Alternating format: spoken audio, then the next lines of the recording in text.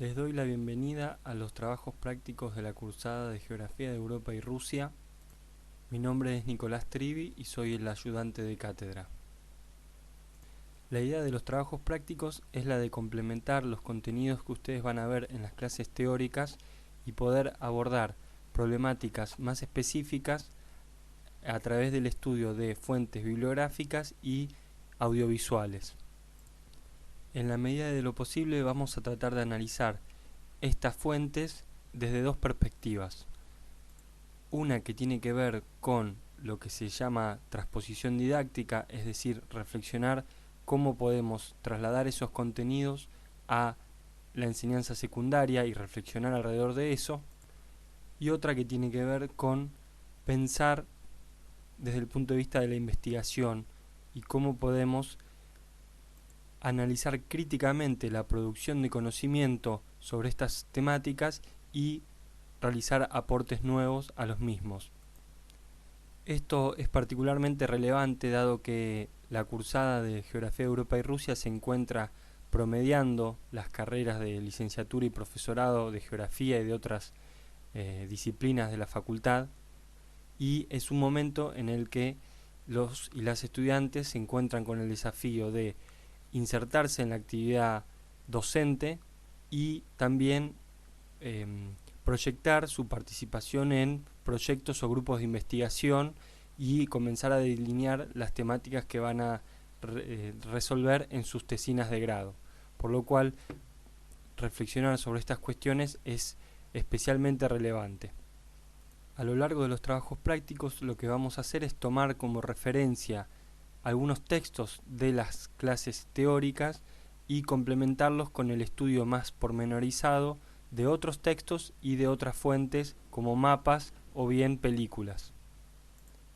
El sentido de estos audios es el de ofrecer un panorama introductorio sobre los textos que ustedes van a tener que leer con mayor profundidad y darles algunas herramientas de interpretación que atraviesen las discusiones que nos interesa dar. En esta primera clase introductoria vamos a analizar dos textos. El primero de ellos se denomina Territorio, Gobierno y Gestión, temas y conceptos de la nueva geografía política y es de Silvina Quintero. El segundo texto se llama Educar en tiempos contemporáneos, una práctica social situada y es de Raquel Gurevich. Lo primero que podemos tener en cuenta de estos dos textos es que están pensados en función de discutir la enseñanza en la escuela secundaria. Sin embargo, tienen la virtud de plantear algunas cuestiones que hacen a la discusión general sobre la geografía política, que es lo que nos interesa a nosotros en cuanto vamos a tratar de analizar una región, una macroregión como es Europa y lo que es hoy la Federación Rusa, desde el punto de vista de la geografía política contemporánea. La geografía política es una rama de la disciplina geográfica que ha tenido un derrotero bastante particular desde un momento de suma importancia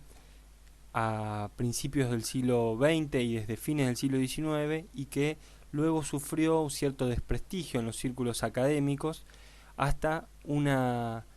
renovación que se da sobre fines del siglo XX y que nos muestra hoy una subdisciplina, si se quiere, muy vigorosa y con gran producción en muchos ámbitos intelectuales y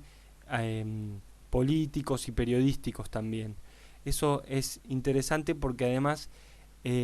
la geografía política tiene una relevancia en el ámbito escolar muy marcada, que con el tiempo ha sido también discutida y reformulada desde lo que plantean autoras como estas que vamos a analizar ahora. Ustedes deben saber que la geografía ha tenido siempre una importancia estratégica como saber que permitía el conocimiento y el registro de los territorios, lo cual se puede notar desde tiempos inmemoriales, pero con el despliegue, el desarrollo del Estado-Nación, el Estado territorial moderno, cobra una relevancia fundamental. Con el tiempo, la geografía, que ustedes sabrán que también tuvo un tironeo entre su pertenencia al ámbito de las ciencias naturales y la pertenencia al ámbito de las ciencias sociales o humanísticas, logró sobrevivir esa disyuntiva, convirtiéndose en un saber estratégico en el ámbito escolar, en la medida en que era una disciplina que permitía una justificación y una presentación en el ámbito de la sociedad, la conformación de imaginarios sociales y políticos de lo que era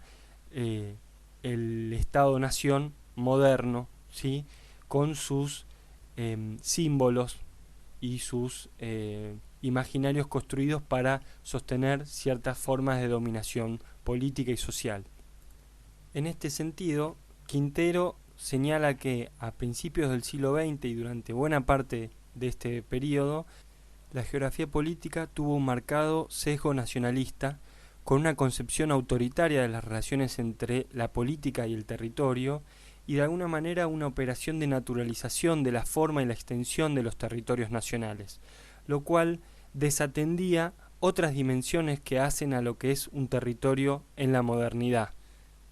Esa concepción, que estaba permeada por el contexto del imperialismo europeo de fines del siglo XIX, que desembocó en las guerras mundiales, tenía una raíz muy fuerte que tenía que ver con los aportes de autores como Ratzel, que desde su antropogeografía había abordado el estudio de la relación entre el suelo y el Estado y había planteado el concepto de espacio vital. Este concepto, que sufrió muchísimas operaciones de reduccionismo y fue despojado de buena parte de su profundidad teórica, de alguna manera sostiene lo que se conoce como el determinismo geográfico y cultural e histórico, base epistemológica para propuestas como la de Mackinder y su famosa teoría del área pivot, que vamos a analizar más adelante. Estas propuestas dieron lugar a una subdisciplina, si se quiere, bastarda, que es la geopolítica, que no debe ser confundida con la geografía política, no tanto por el objeto de su estudio, sino por el abordaje teórico, epistemológico y también por los fines políticos que llevaba adelante. La geopolítica, conocida como tal, trata de abordar los fundamentos del poder de los estados y su directa aplicación en las estrategias de defensa, por lo cual está muy impregnada de un abordaje militar de la cuestión del poder territorial de los estados. Se trata de un saber claramente instrumental que tiene de alguna manera una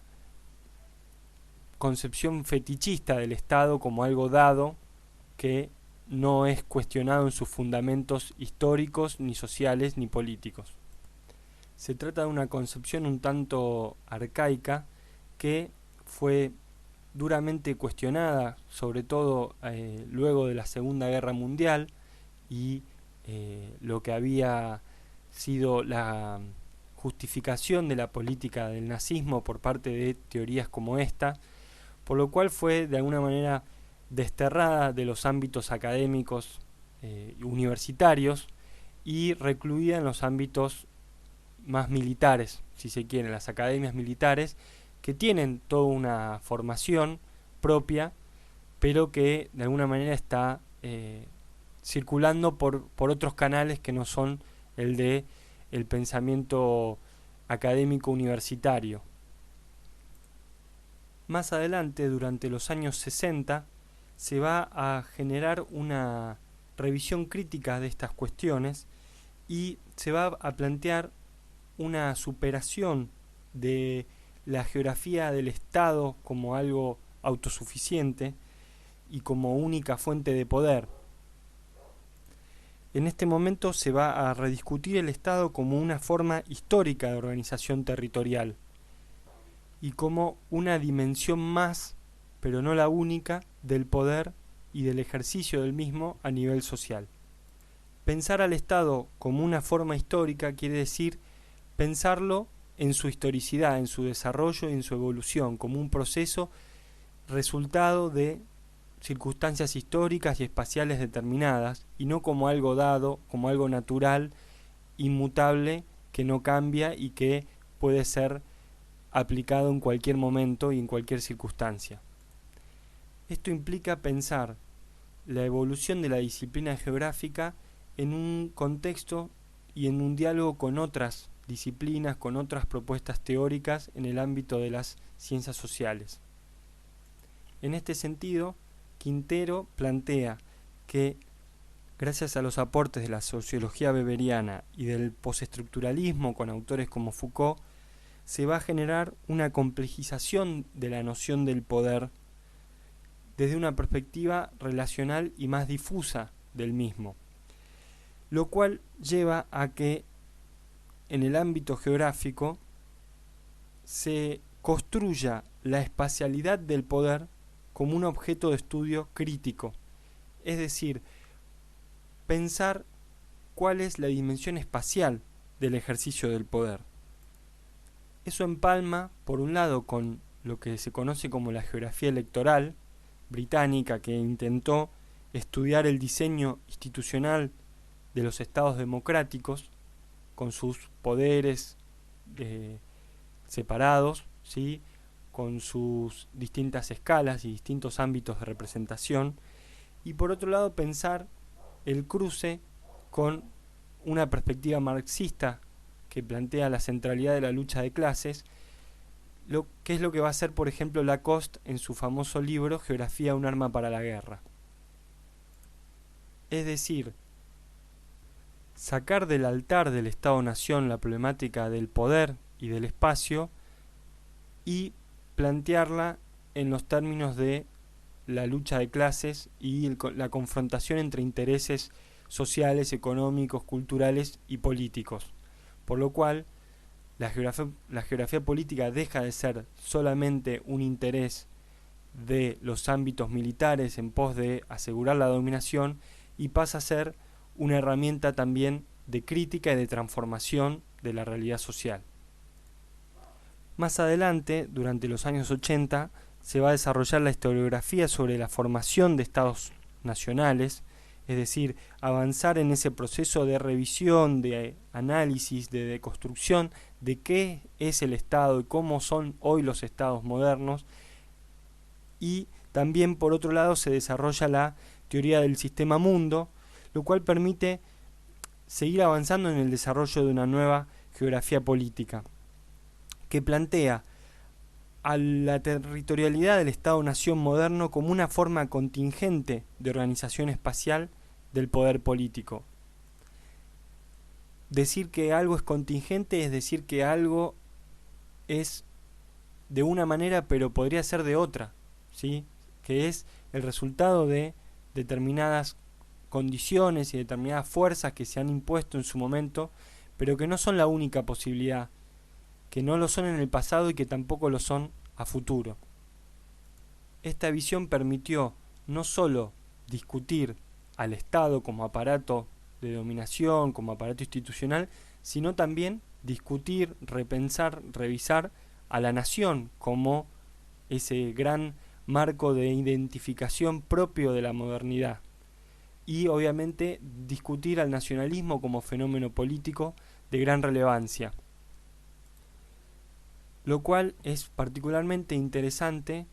para poner en tensión un sistema interestatal de múltiples dimensiones y de múltiples escalas que,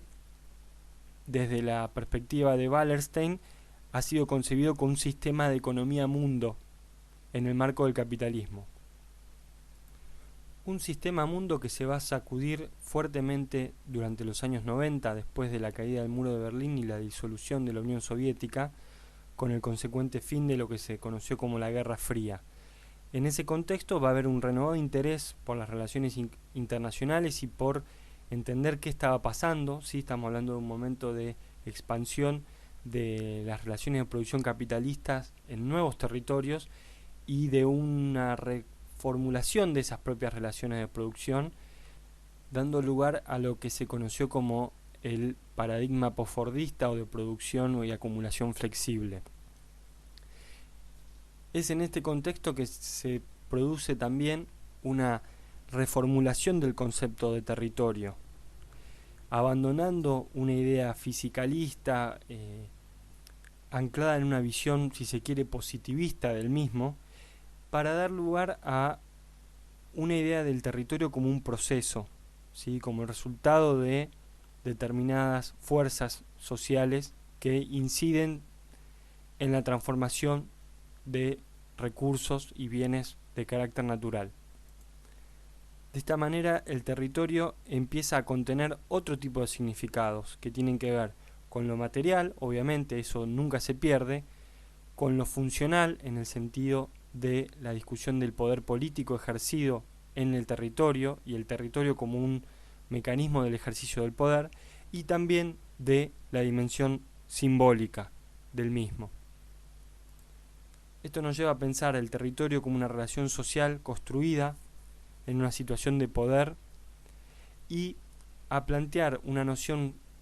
cercana a la de territorio, que es la de territorialidad, ya no asociada y asimilada única y exclusivamente a la estatalidad, es decir, a el ejercicio del poder estatal, sino una visión más amplia de ese concepto, según la cual hay múltiples actores y sujetos políticos y sociales que producen territorio y que ejercen su territorialidad en el espacio, en función de la amalgama de cuestiones materiales y simbólicas. Ustedes tienen que tener en cuenta que en pleno clima de triunfo por la caída del muro de Berlín y la disolución de la Unión Soviética, así como se planteó el fin de la historia, porque el triunfo final del capitalismo iba a salvar cualquier tipo de contienda a nivel internacional, se planteó también el fin de la geografía, en el sentido de que la movilidad que adquirían el capital y otros factores de producción a lo largo y ancho del planeta Tierra iba a difuminar, a quitarle importancia a los factores de diferenciación geográfica. Eso claramente se mostró como algo totalmente infundado, porque justamente la posibilidad de mayor circulación y la mayor fluidez que adquirió el capital para moverse por todo el mundo hizo que la diferenciación geográfica, es decir, las características diferenciales que tienen y que han tenido siempre los distintos territorios nacionales, y no solo nacionales, sino regionales también, cobraran aún mayor relevancia, porque en función de esas características distintivas es que podían atraer para sí los flujos de inversión. De esa manera es que se empezó a hablar, por ejemplo, de la competitividad que tenían que tener los territorios locales y regionales para poder hacerse de las inversiones que ahora sí no tenían ninguna traba, supuestamente, para poder circular por todo el mundo. Es en ese momento que se desarrolla, por ejemplo, la teoría del desarrollo local y cobra mayor vigor la reflexión sobre las particularidades regionales.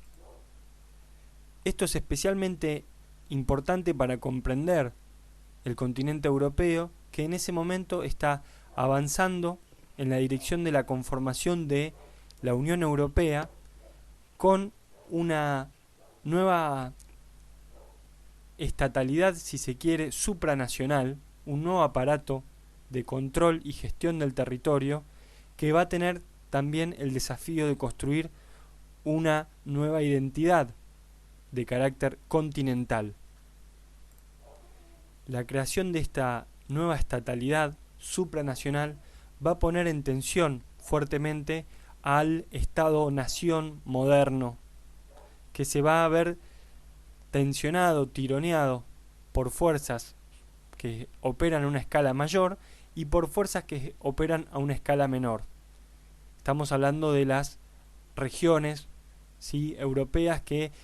tienen una larga historia de identidad propia y de desarrollo económico y productivo propio. Este es un momento en el que también se está hablando y discutiendo sobre el fin del Estado-Nación tal como lo conocemos, lo cual tiene que ver con lo que Quintero plantea de el estudio de las tramas institucionales que organizan territorialmente los procesos de decisión y gestión, y cómo la política estatal es un factor de organización de las actividades económicas. Piensen, por ejemplo, que estamos en un momento en que numerosas actividades de carácter industrial que han tenido un peso político, institucional y territorial de muchísima profundidad, de larga data, de siglos, ¿sí?, de presencia en determinados territorios, se están yendo a otros lugares, a otros países. Y mientras tanto hay regiones que logran concentrar determinados procesos productivos, especializarse en determinadas cadenas de valor, lo cual a la larga genera nuevas asimetrías y nuevas formas de desigualdad espacial al interior incluso de los estados nacionales. Por otro lado, los grandes centros urbanos se constituyen en lo que, por ejemplo, Saskia Sassen denominó ciudades globales, es decir, nodos de la acumulación global que están interconectados con nodos en otros territorios, en otros lugares, en otros países, y que tal vez tienen más conexión entre ellos que con el entorno inmediato que aún sigue siendo parte del mismo Estado-Nación. Este panorama, por demás complejo, es el que debe ser tenido en cuenta a la hora de superar lo que en el texto de Quintero ustedes van a encontrar como la trampa territorial de la geografía política tradicional. Esa trampa territorial tiene que ver con la imagen más escolarizada y vulgar del territorio estatal como un objeto autosuficiente de límites precisos que no cambian, invariables en el tiempo, ¿sí? Y que de alguna manera termina convirtiéndose en un verdadero obstáculo epistemológico para comprender la realidad. Más adelante en el texto, Quintero repasa algunas líneas de investigación de la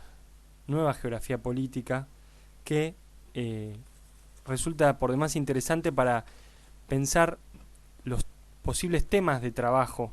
en los cuales uno se puede llegar a insertar y para pensar también la relación entre lo que nosotros vamos a trabajar de un espacio lejano como es Europa y Rusia con nuestro contexto cotidiano y nuestra realidad nacional, regional y local. Pensar en estos términos es lo que nos permite, por ejemplo, comprender la territorialidad de actores económicos y sociales que operan a distintas escalas en múltiples territorios, desafiando esos límites establecidos de el sistema interestatal contemporáneo heredado de la modernidad. Esos debates que tienen que ver con lo que podríamos denominar el ámbito de la investigación están conectados y deben conectarse, y es nuestro desafío conectarlos con lo que sucede en el aula, en la enseñanza a nivel superior, terciario y también secundario. Para lo cual Quintero ahí plantea también una serie de cuestiones que vale la pena repasar, que tienen que ver con, por un lado, discutir, cuestionarse el mapa, la herramienta cartográfica como elemento de representación de la realidad. Es decir, no es cuestión de desechar el mapa porque es una herramienta muy valiosa, pero sí es fundamental realizar un análisis crítico de eso. Algo en lo que ustedes me imagino que ya están más o menos entrenados. También es necesario revisar esta idea del Estado como una fuente de poder única, revisar también la concepción que tenemos sobre los límites políticos y las fronteras como espacios de intercambio, de flujos de todo tipo, que son particularmente complejos y que se convierten en espacios especialmente discutidos y que suponen un desafío muy fuerte para las fuerzas políticas y económicas en pugna, y por lo tanto pensar al territorio, al poder espacializado de distintas maneras, como algo que, y con esto estoy entrando ya a analizar el texto de Gurevich, un objeto en disputa que está sometido a la complejidad y a la multiplicidad, a la desigualdad, a la fragmentación y a la simultaneidad, es decir, condicionantes hoy de nuestras sociedades y de nuestras culturas. Es en ese contexto el que nos vamos a tener que insertar como docentes, como productores y reproductores de conocimiento, teniendo en cuenta una serie de cuestiones que obligan a salirse de la imagen tradicional de la escuela como el ámbito privilegiado de el saber, de el conocimiento y de la cimentación de la identidad nacional. En principio hay que tener en cuenta lo que Gurevich llama un descentramiento del saber, es decir, la escuela y la familia ya no son los únicos núcleos transmisores del saber, y al mismo tiempo el texto escrito y algunas instituciones propias de la modernidad como los museos y las bibliotecas ya no tienen una exclusividad sobre el saber, sobre el conocimiento, ya no son los únicos custodios de la memoria y la historia de los pueblos, sino que están de alguna manera en competencia o en una relación que puede ser más o menos armónica, más o menos tensionada, más o menos de disputa, con medios masivos, con tecnologías de la comunicación que operan como nuevos canales de transmisión del conocimiento. Hoy en día el conocimiento es un objeto de debate y de disputa constante, atravesado por múltiples interpretaciones, lo cual nos obliga a utilizar lo que la autora llama un criterio de contemporaneidad. ¿Qué quiere decir esto? Estar atentos a las tramas de sentido que se encuentran entre la experiencia individual y el contexto de época, y cómo la materialidad de los recursos tecnológicos impacta en las subjetividades. Piensen, por ejemplo, en lo que está sucediendo hoy en el contexto de la pandemia con la circulación de un montón de discursos cuestionadores del saber científico, pero no en un sentido emancipador y crítico que es el que han planteado, por ejemplo, las teorías decoloniales, sino abrevando directamente en planteos oscurantistas, constituyendo lo que para mí se trata de una verdadera reacción antiiluminista. Entonces hay que tener en cuenta que a la hora de entrar a un aula a tratar de trabajar un tema, probablemente nos encontremos con que los estudiantes, las estudiantes le crean más a un youtuber que encuentran o a un material que se ha viralizado en las redes sociales que a lo que nosotros podamos trabajar desde el libro o desde un documental o desde una revista especializada. Teniendo en cuenta esto, nosotros tenemos que plantearnos la relación entre los conceptos teóricos y prácticos que vamos a exponer, trabajar, analizar, y la vida cotidiana de los estudiantes y también la nuestra. Y ahí es donde está presente esta idea de la enseñanza como una práctica situada, una práctica social situada en un contexto específico, histórico y geográfico, no algo que está flotando en el aire y que es impermeable a lo que sucede alrededor. Por lo tanto, se abre también la posibilidad de otorgarle un nuevo valor a las narraciones y relatos, que pueden ser biográficos incluso, de los estudiantes, a trabajar con imágenes, con representaciones sensoriales, simbólicas, lo cual obviamente debe ser siempre puesto en cuestión, puesto en relación con los conceptos teóricos más, si se quiere, tradicionales o que provienen de fuentes más tradicionales. Ahí el rol que tenemos nosotros como docentes es fundamental, en tanto debemos articular esas distintas fuentes de conocimiento y darles un sentido que sea crítico y que sea también emancipador. Es así como se plantea al conocimiento como una actividad productora de verdades históricas desde una determinada perspectiva,